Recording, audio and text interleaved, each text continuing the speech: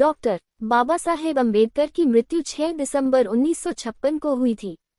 ऐसा कहा जाता है कि ब्राह्मणों ने षड्यंत्र के तहत उनकी शादी सविता नामक ब्राह्मण महिला से करवाए और फिर उसकी मदद से बाबा साहब को जहर देकर मार डाला।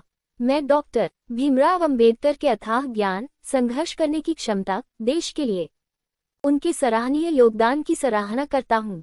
अम्बेडकर की पहली पत्नी रमाबाई का लंबी बीमारी के बाद 1935 में निधन हो चुका था।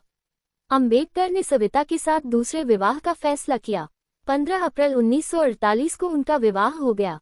भीमराव रामजी अम्बेडकर 14 अप्रैल 1891 6 दिसंबर 1956 डॉक्टर बाबा साहब अम्बेडकर नाम से लोकप्रिय भारतीय बहुज्ञ, विधिवेत्ता, अर्थशास्त्री, राजनीतिज्ञ और समाज सुधारक थे। उन्होंने दलित बौद्ध आंदोलन को प्रेरित किया और अछूतों दलितों से सामाजिक भेदभाव के विरुद्ध अभियान चलाया था। अम्बेडकर की पहली पत्नी रमाबाई की लंबी बीमारी के बाद 1935 में मृत्यु हो गई।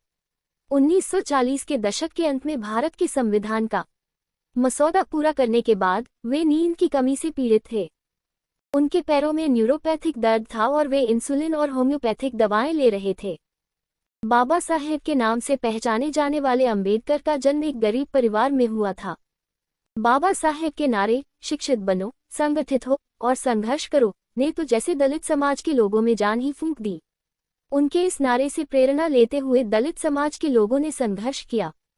ग्रेज़ इन में कानून की पढ़ाई के दौरान ही उन्होंने London school of economics LSE में उच्च अर्थशास्त्र की डिग्री भी हासिल की।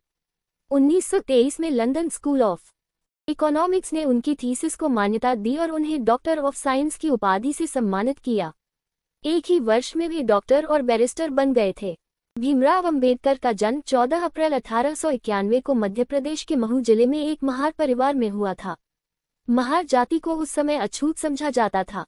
उदाहरण के लिए इंपीरियल गैजेटियर में गुजरात के अहमदनगर जिले में चमारों के साथ साथ महारों की उपस्थिति का उल्लेख है, जो एक अछूत जाति है जिससे स्वयं डॉक्टर अम्बेडकर भी संबंधित थे।